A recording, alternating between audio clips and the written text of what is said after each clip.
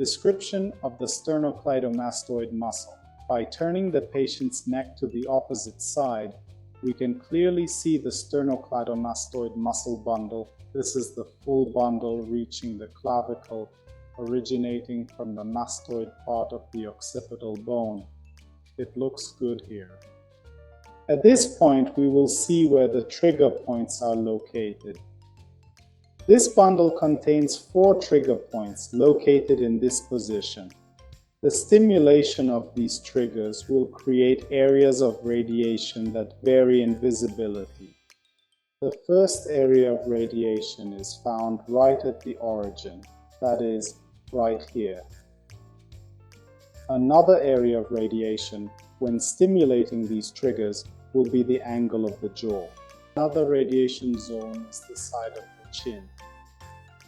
Overall, it encompasses this entire area, with a more significant zone concentrated in the eyebrow, and it will extend down to the zygomatic bone area. Stimulating these triggers can also cause radiation in the parietal area and almost at the apex of the nape. We can treat these trigger points using ischemic compression, as usual. Since this area is more sensitive, we can adjust the compression technique by positioning ourselves laterally on the muscle and avoiding the front where the carotid artery is. There are 3 other trigger points in this area slightly anterior to the sternocleidomastoid. Stimulating these triggers can create radiation areas at the ear and back levels, but the area of greatest radiation is precisely at the auricular level.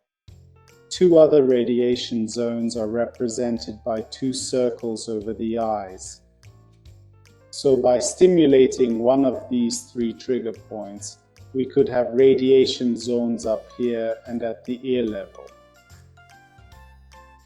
Let's describe the trapezius.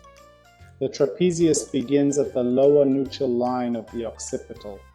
These fibers descend and reach the acromion, clavicle, and scapular spine, and from here they descend to the D12 vertebra, inserting globally from the first cervical vertebra to the 12th. We can find the first trigger point with the patient seated in this area.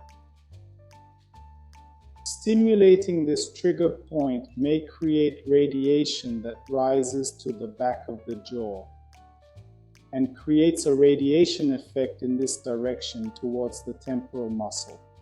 So this radiation practically circles around the ear. Another trigger point can be found with the patient in a prone position in this area.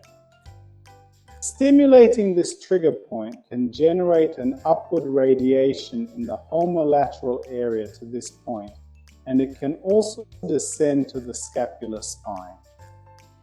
Thus, this is the route. One part goes up while the other goes down to the side of the scapular spine.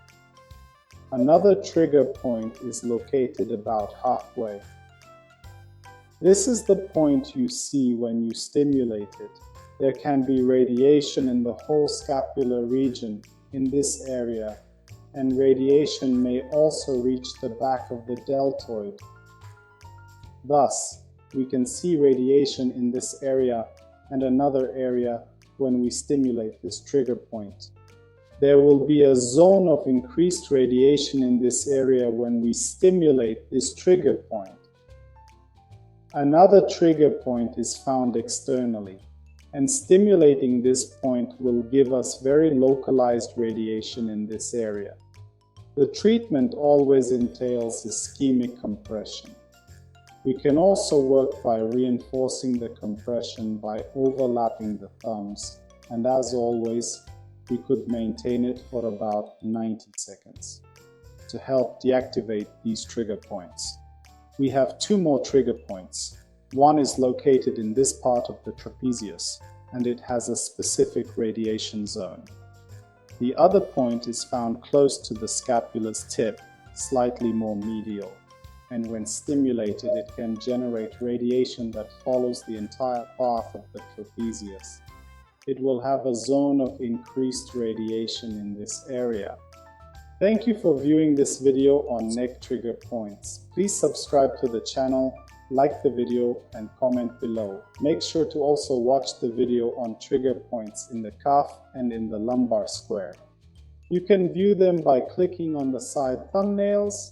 Check the link in the description for our courses. See you in the next video.